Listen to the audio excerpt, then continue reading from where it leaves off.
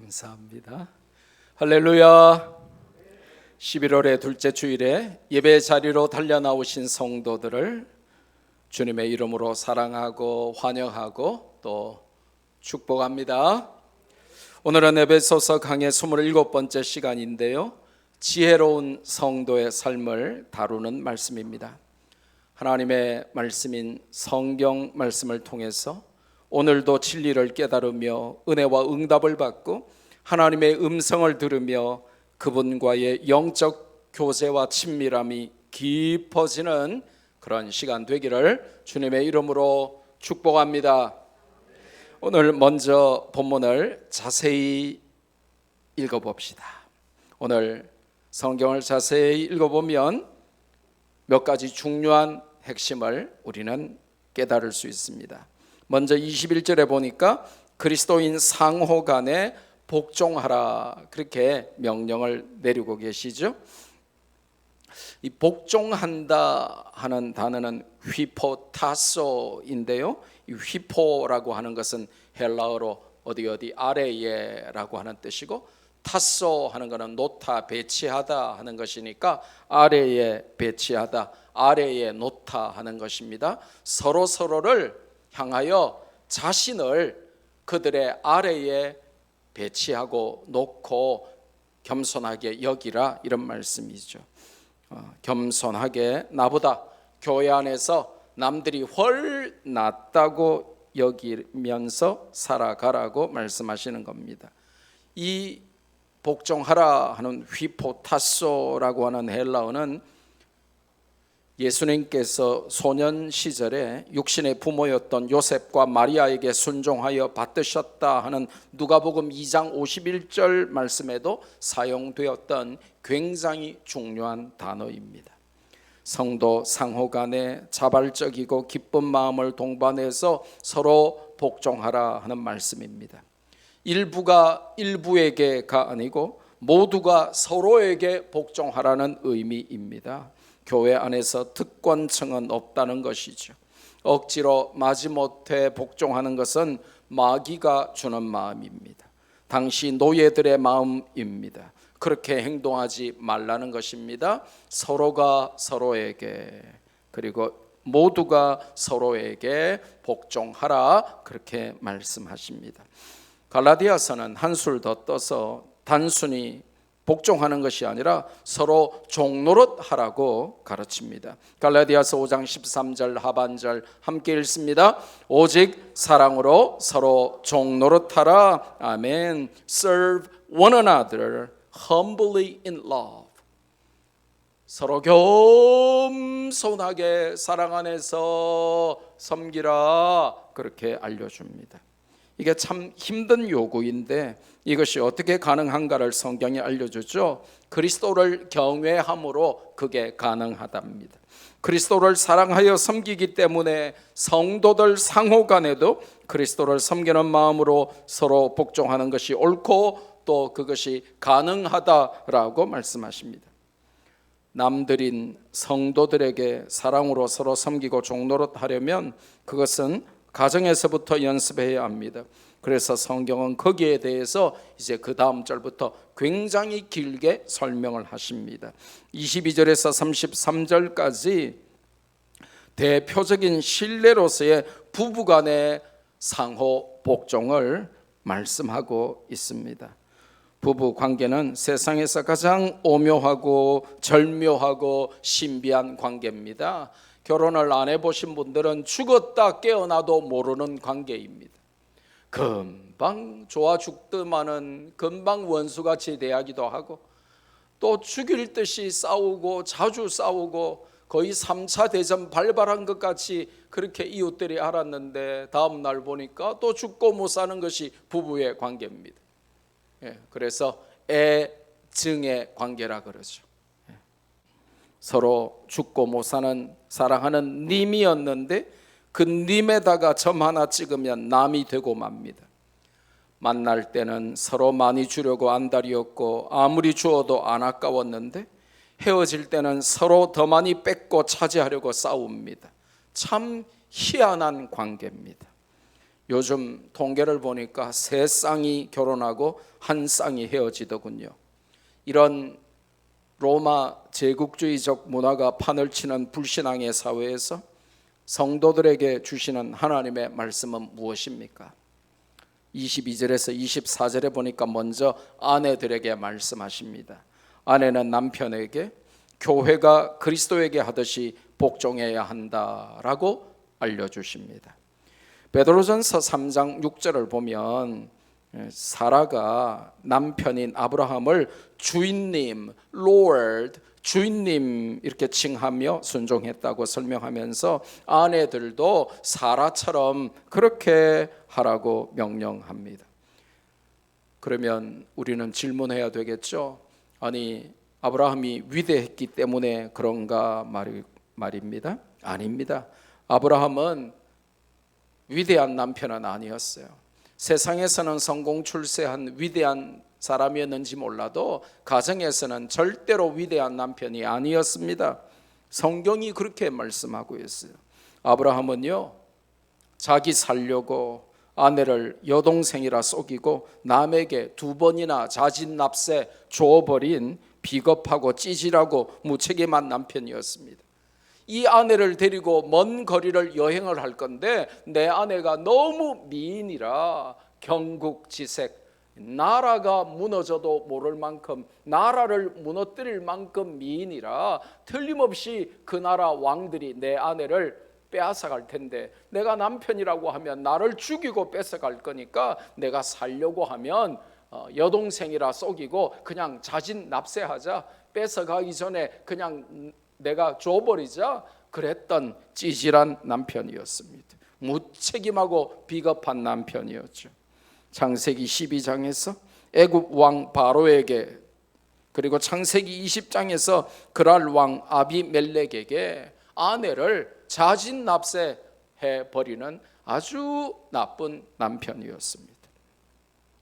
그런 남편을 원망하거나 무시하거나 복수하지 않고 사라는 주인님, Lord, Lord, 주인님 하면서 복종했고, 성경은 그렇게 아내들이 사라처럼 남편에게 하라는 것입니다.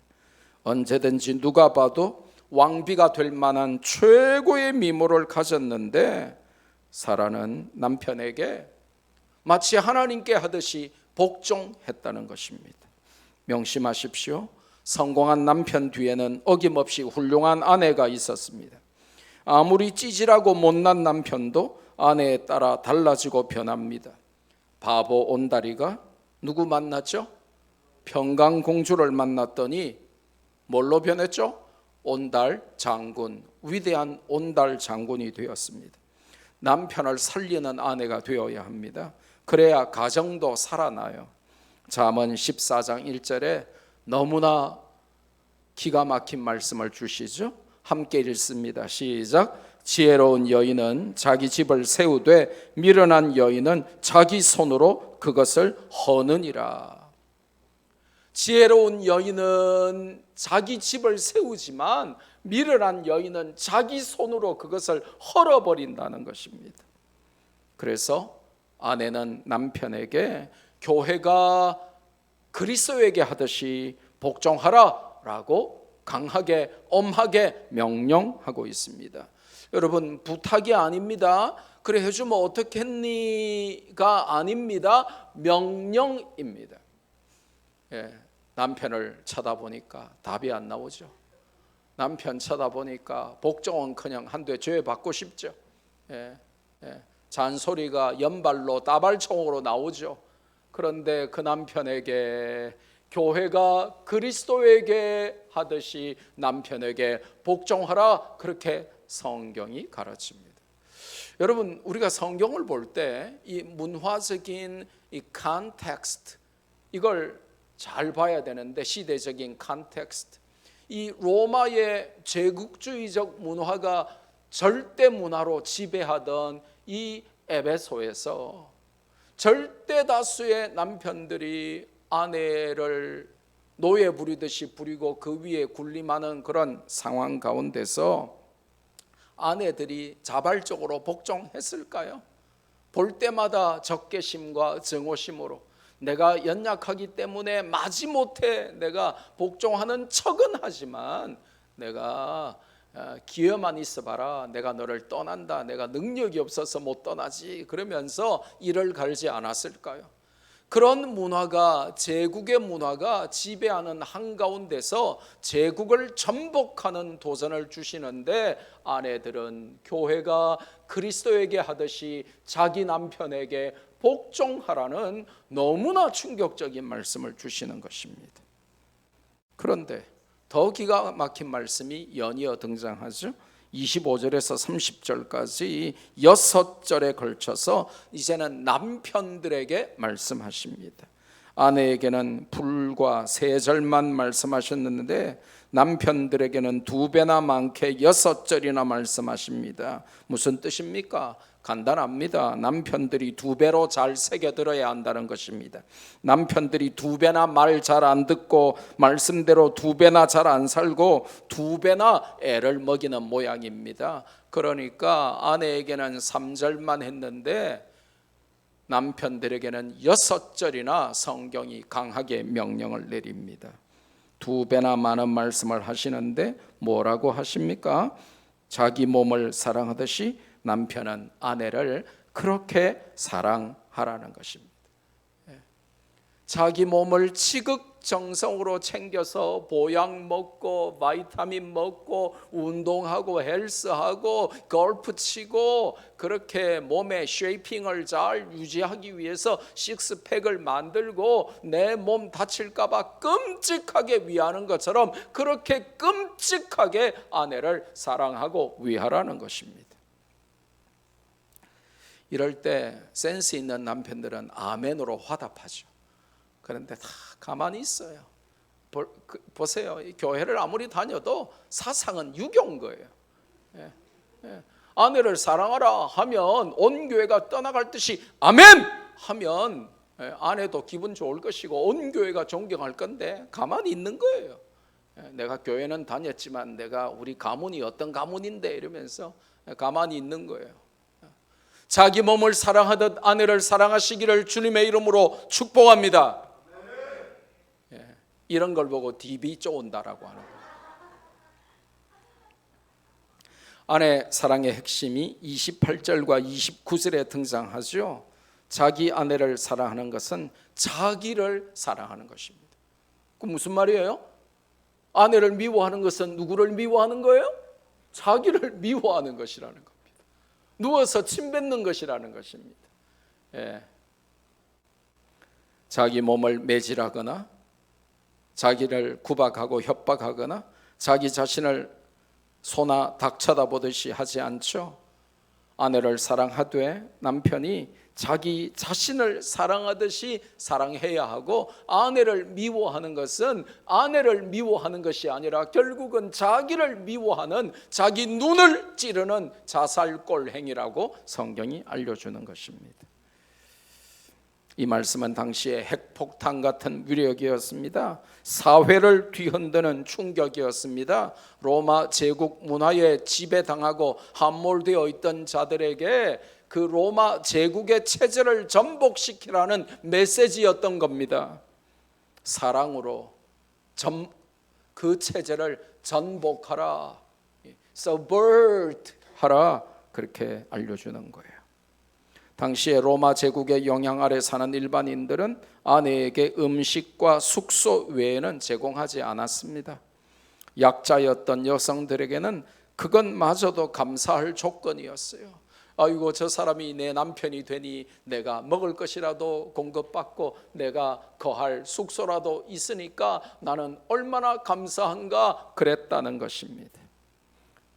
그래서 남편들에게 아내를 보호하는 것은 그 정도는 몰라도 자기 몸처럼 사랑한다, 이것은 어불성설이요 사치였습니다.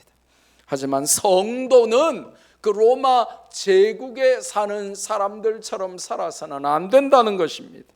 이게 의미하는 말씀은 참 두렵고 무서운 말씀이죠. 아내의 만족 없이 남편의 만족은 없습니다. 아내의 행복 없는 남편의 행복은 없다는 말씀입니다. 아내의 건강 없이 남편의 건강도 없어요. 왜냐하면 아내는 남편의 뼈 중에 뼈요 살 중에 살이기 때문입니다. 옛말에 순사 못된 게 거지 앞에서 힘쓰고 남자 못난 게 여자 앞에서 힘자랑한다 했습니다. 아내는 주먹의 힘으로 제압해야 하는 상대가 아니라 사랑의 힘으로 제압해야 합니다. 남편들 따라합시다. 주먹이 아니라, 말빨이 아니라 사랑의 힘으로 제압하자. 아멘입니까?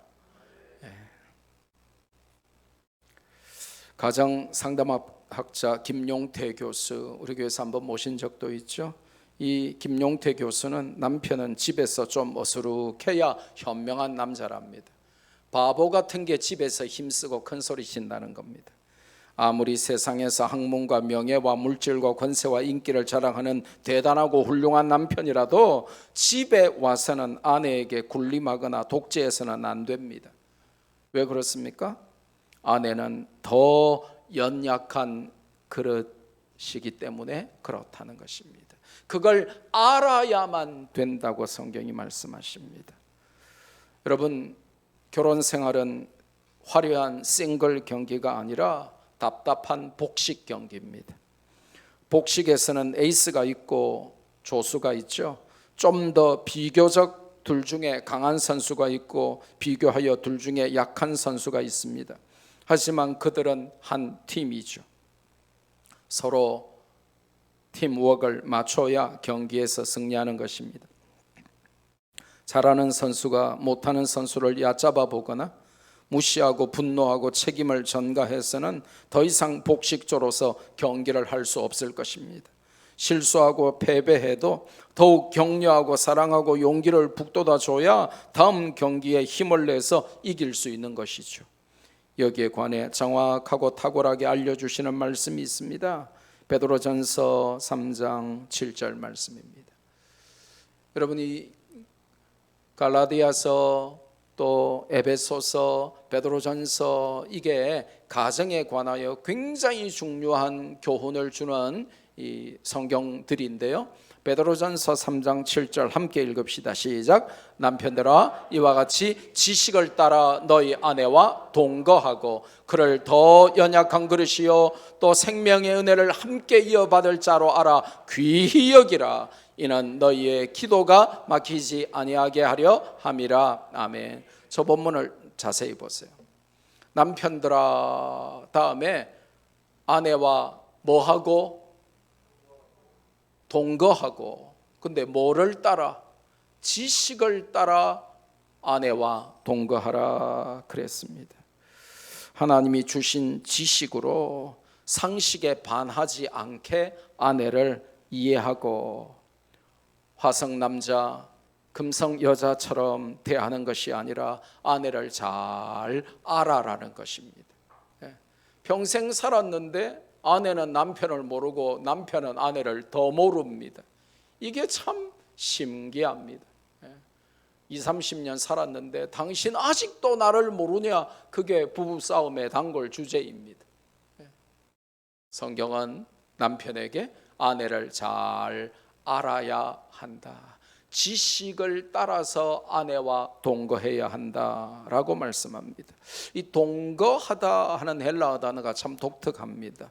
이 뭐뭐 같이 하는 것은 전부 헬라어에서 쉰입니다. 그러니까 쉰 오이케오 같이 산다 하는데 몸과 마음이 같이 사는 게 쉰 오이케오 동거입니다. 부부인데 몸 따로 마음 따로 사는 자들이 이 시대에 얼마나 많습니까? 각방 쓰며 부부인데 이미 몸도 마음도 떠나서 사는 사람들이 많은데 그건 미안하지만 동거 아니라는 것입니다. 아내와 몸도 마음도 함께 사는 것, 그게 바로 성경이 말하는 동거입니다. 아내는 복식조 중에서 그 두 명 중에서 좀 더 연약한 그릇입니다. 성경은 탁월하게 번역했는데 the weaker partner 이렇게 영어 성경이 번역을 했어요. 참 잘된 번역이라고 생각합니다. 복식 경기 하는 두 명 중에 둘 중에 에이스 말고 the weaker partner, 좀 더 연약한 파트너라고 그렇게 번역을 했습니다. 아내는 신체적으로 더 연약하고 감정적으로도 더 섬세합니다. 깨주기 쉽습니다. 살살 소중하게 다뤄야 하는 것입니다. 그리고 귀하게 여겨야 한다고 말씀하시죠. 무슨 말입니까? 몸종이나 식모나 식당 아줌마처럼 대하면 안 됩니다. 밥 해주고 빨래 해줄 사람이 필요해서 결혼하면 큰일 나는 것입니다. 그러면 세탁기를 좋은 걸 사야죠. 단골 식당을 만들어야죠. 그게 아쉬워서 결혼하는 남자들이 있으니까 가정이 가정 같지 않은 것입니다. 가정에 기도가 막히는 이유가 뭡니까? 아까 본문 계속 가정에 기도가 막히는 이유가 뭐죠?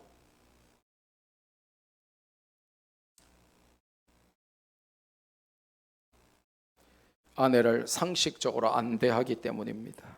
아내를 아는 지식이 모자라기 때문이에요. 더 큰 이유는 아내를 귀하게 여기지 않기 때문에 기도가 막힌다고 성경이 알려주십니다. 가정에 기도가 막히는 것은 전부 남편 때문입니다. 그럼 아내들 좀 신나가지고 아멘 하셔야죠. 이게 그런가? 우리 남편을 너무 목사님이 몰아세우는 건 아닌가? 제가 아니라 성경이 몰아세운다고요.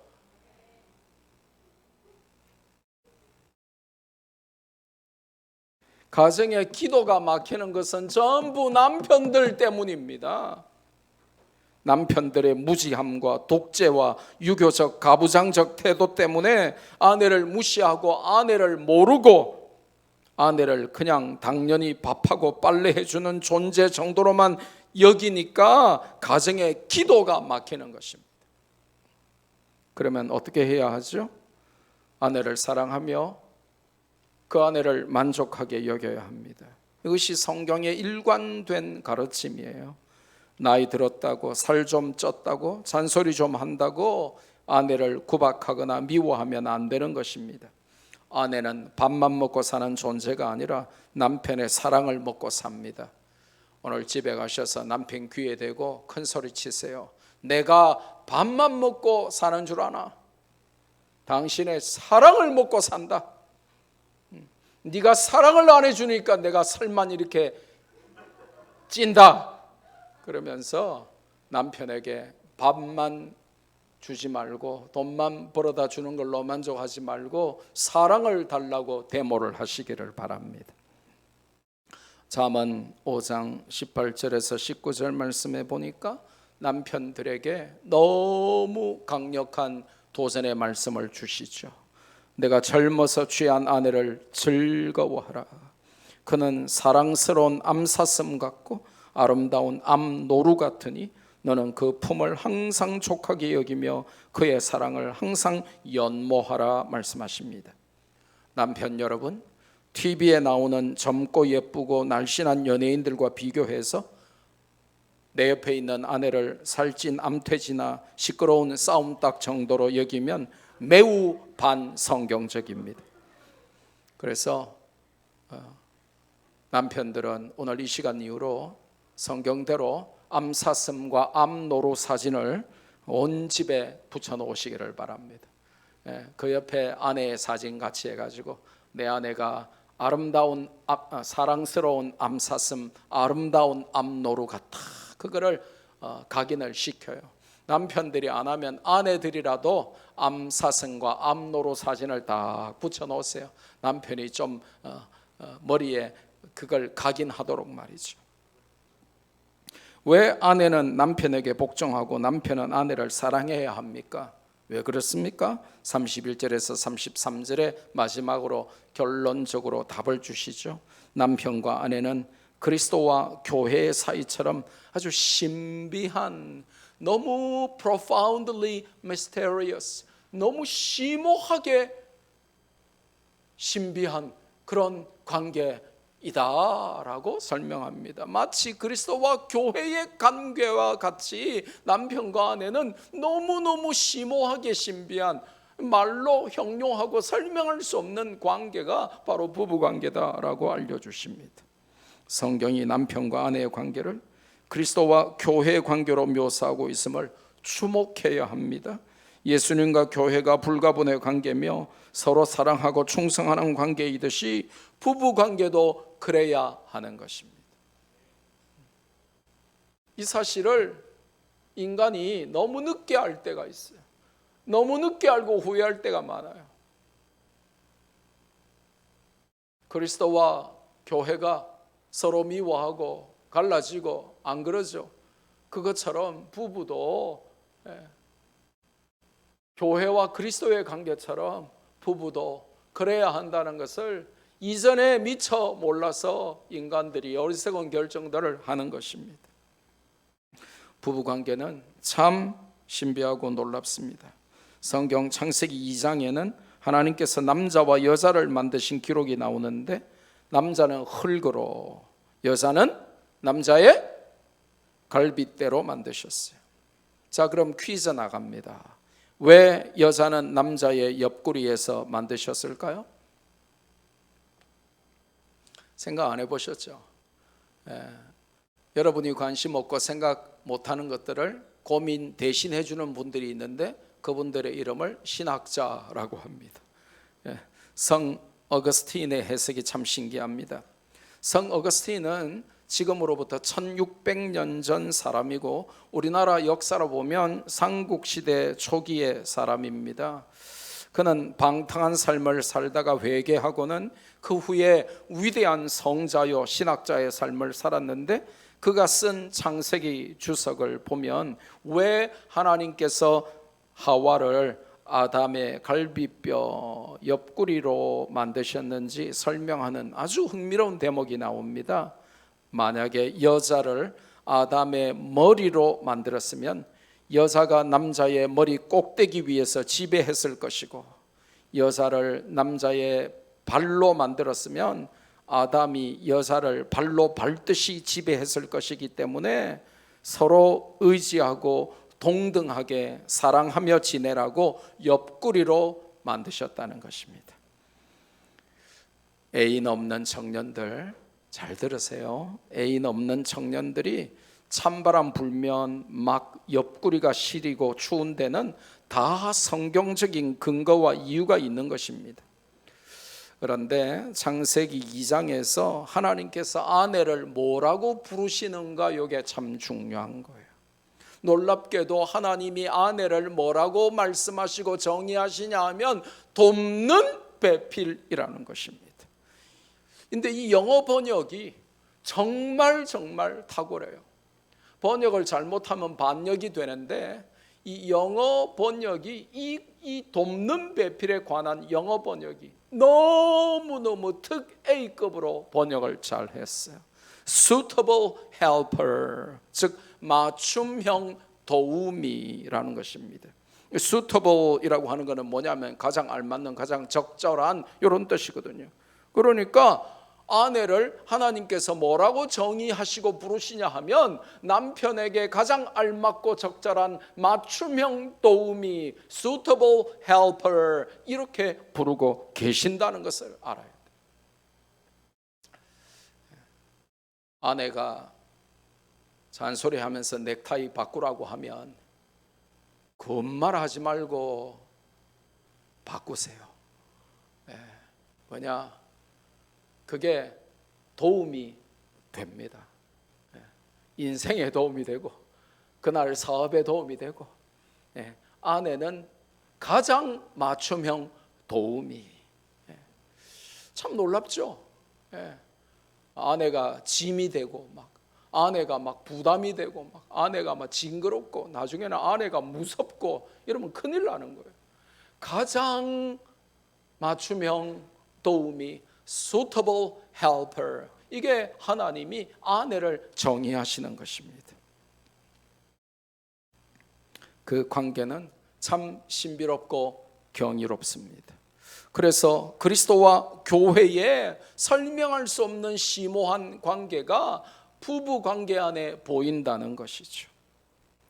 그래서 가끔 싸우기도 하고 삐치기도 하지만 여전히 부부는 일심동체요 불가분의 관계인 것입니다.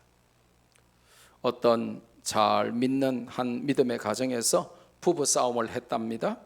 그런데 남편이 욱하는 성질을 못 참고 그만 가출을 해버렸다네요. 아내는 당황했지만 남편이 돌아오기를 기다리면서 찬송가 525장 돌아와 돌아와 마음이 곤한이여 막 찬송을 불렀답니다. 그랬더니 놀랍게도 잠시 후에 남편이 집에 들어오면서 찬송가 387장 멀리 멀리 갔더니 처량하고 고나며 슬프고 또 외로워 정처없이 다니니 그러면서 항복하고 들어오더라는 것입니다. 그래서 감동받은 아내와 남편은 서로 껴안고 찬송가 405장 주의 친절한 팔에 안기세 우리 마음이 평안하리니 항상 기쁘고 복이 되겠네 영원하신 팔에 안기세 그러면서 서로 안아줬다는 것입니다. 부부싸움 후에 헤어지니 많이 하면서 위자료를 청구하죠. 그때 지혜로운 사람들은 돈이 아니라 상대방을 청구한답니다. 너 내놔. 나는 너를 청구할 거야. 이게 그 당시에 보편적이었던 로마의 제국주의 문화에서 아내를 하나의 노예 정도로 그냥 하나의 재산 정도로 여기면서 보호는 해줄지언정 자신처럼 사랑하는 것은 꿈도 못 꿨던 그 문화 가운데서 또 억지로 복종하는 척은 하지만 미워하고 싫어하고 증오하고 저주하는 상대였던 그런 문화 속에서 교회가 그리스도에게 하듯이 아내는 남편에게 복종하고 그리고 그리스도가 교회에게 하듯이 남편은 아내를 사랑하는 그런 관계를 만들어 가라는 것은 그 제국주의 문화에 심취하고 함몰되고 그걸 사랑하고 그걸 즐기던 그 당시에 교회 공동체에 핵폭탄을 투여하는 거였어요. 그 제국주의의 체제를 전복시키라는 메시지였어요. 세상 사람들은 저렇게 우리하고 반대로 살지만 니네들은 그들과 똑같이 살면 안 돼. 부부관계 속에서 그걸 보여줘.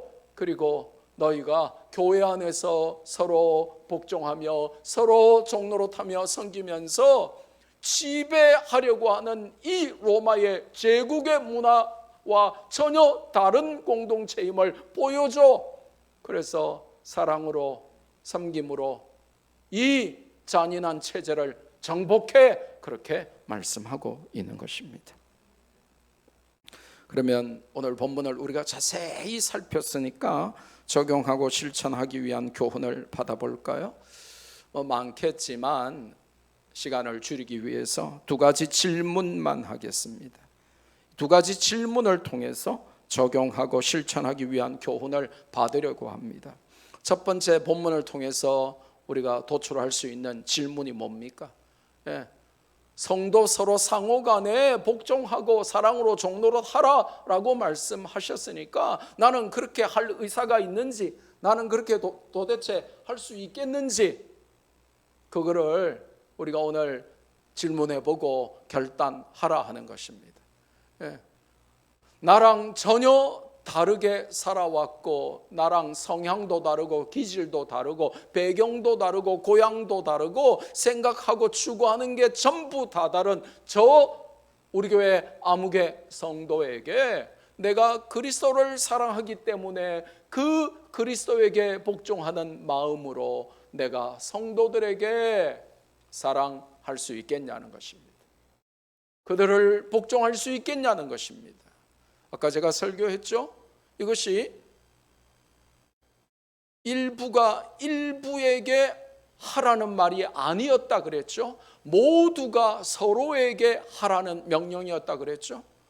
제가 집사님 이거 좀 해주세요, 혹은 아무개 청년 이거 좀 하시면 좋겠어요 하면 여러분, 아이고 담임 목사님이 시키시니까 내가 즐겁게 해야지 할 것입니다.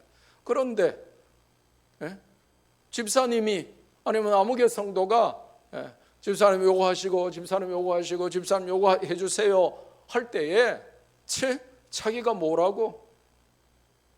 내가 자기 쫄인가? 그러면서 기분 나빠하고 자존심 상해하지 않고 즐겁게 기쁘게 감사하게 그리스도에게 섬기듯이 성도 상호간에 그렇게 사랑하고 섬기고 기꺼이 종로로 타면서 복종할 수 있겠냐, 이거를 나에게 물어봐야 된다 이것입니다. 그렇지 않으면 우리는 세상 사람들하고 다를 바가 전혀 없다는 것입니다. 세상 가면요, 바보도 운전대 잡으면 자존심 세요. 바보도 운전대 잡으면 엄청 막 무식하고 막 센 척하고 막 무서워요. 세상 사람들은 지배하려고 하고 더 위에 앉으려고 하고 더 권력을 누리려고 하고 더 갑질하려고 하고 세상은 그렇게 흘러갑니다. 그게 이 에베소가 위치했던 그 당시에 이 로마 제국의 영향을 받은 사람들의 삶의 일반적인 모습이었어요. 그런 그들에게 사랑의 원자 폭탄을 던지면서 너희들은 구원받았으니 삶이 달라야 해. 그래서 이 로마 제국에서 사람들이 살아가는 방식과 전혀 달라야 해. 그래서 서로에게 니네들이 세상에서 뭐 귀족이든지 왕족이든지 뭐 존경받는 철학자든지 그거 상관없이 교회 오면 니네들은 서로에게 복종해야 돼. 왜냐? 그리스도 때문에.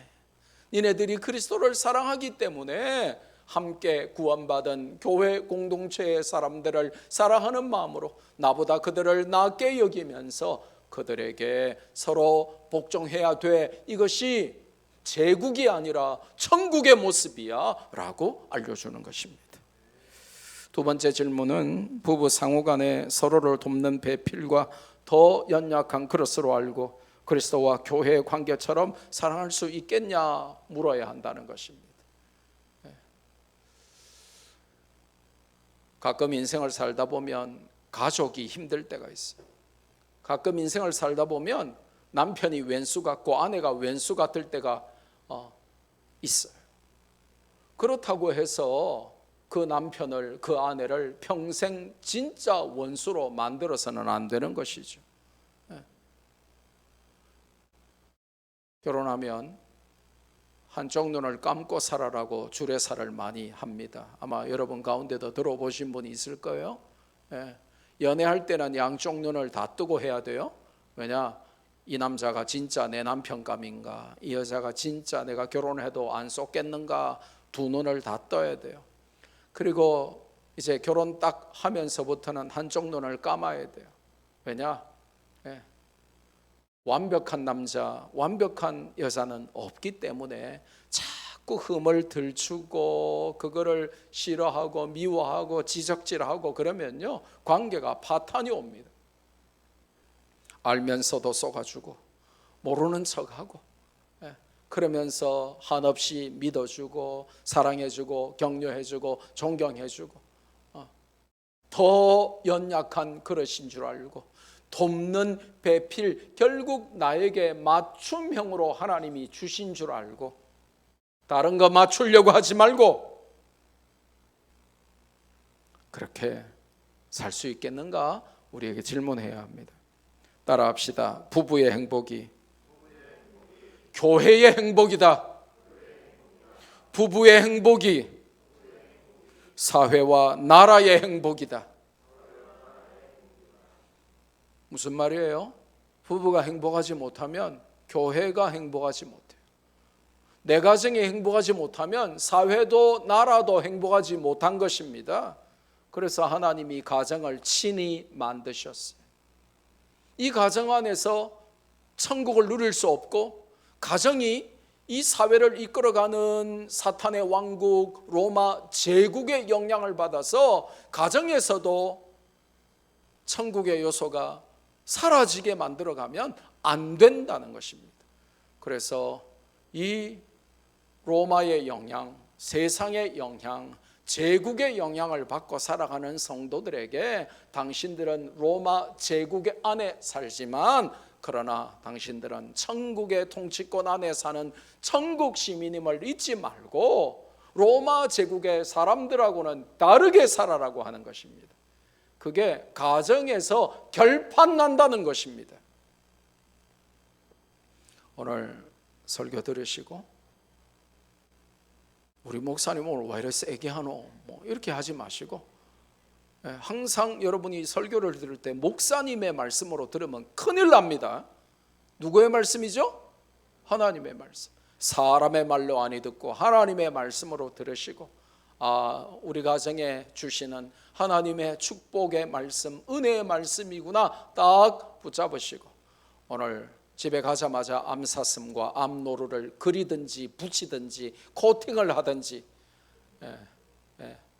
남편들 프사에 암사슴과 암노루를 해놓으시고, 남편이 안 해놓으시면 아내가 강제로 바꿔놓으시고, 그러면서 맞춤형 도우미, 나의 더 연약한 반쪽, 그래서 내가 보충해주고 내가 도와주고 내가 사랑할 수밖에 없는 내 배우자, 이렇게 나를 내려놓고 상대방을 인정하고 그렇게 살아가서 우리 성도들의 가정이 행복함으로 교회가 행복하고 이 사회와 이 나라가 행복한 그런 천국 백성들 다 되셔서 하나님을 모르는 이 로마와 같은 이 제국의 사람들이, 이 제국의 아이들이 천국의 자녀인 우리를 보고 우리도 천국 안에 살고 싶다, 우리도 저들처럼 그리스도를 알고 싶다라고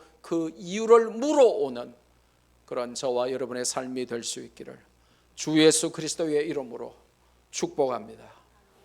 받은 말씀 붙들고 우리 한번 기도할까요?